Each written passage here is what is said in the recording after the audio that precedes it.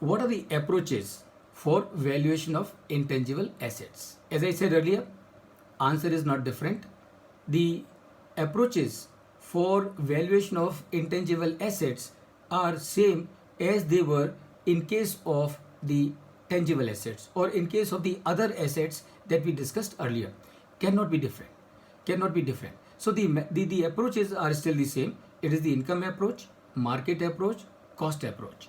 That means if you have to do valuation of an intangible, these are the three approaches that you would use. And within these three approaches, you will have different methods of finding out value. What those methods are, that is what we would understand as we move forward one by one.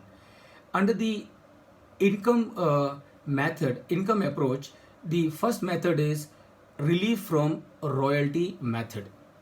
Now, friends, I can tell you, if you have listened to me with full attention, you will be able to answer question of this one in a jiffy. So, what will be the question? RFR stands for, and they will give you four options.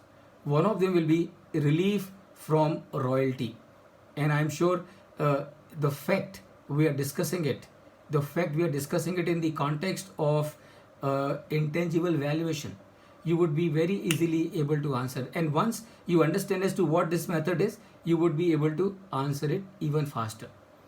Or the question can be, what is relief from royalty method? Now, once you understand what is the relief from royalty method, you will immediately answer it. Then the second method is, and we will discuss all these methods one by one. The second method is with and without method, or premium profit method. So same name for the method, with and without, and is very simple. I am sure you can understand how this method will work. This method will work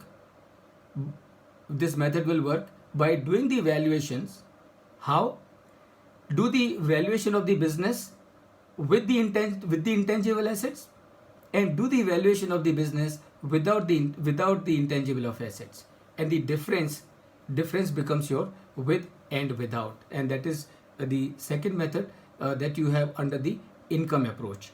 And the third is multi-period excess earning method, MEME. It is called MEME, multi-period excess earning method. Now, before, friends, I start discussing all these three methods, I would like all of you to quickly tell me as to what will you understand from the nomenclature itself.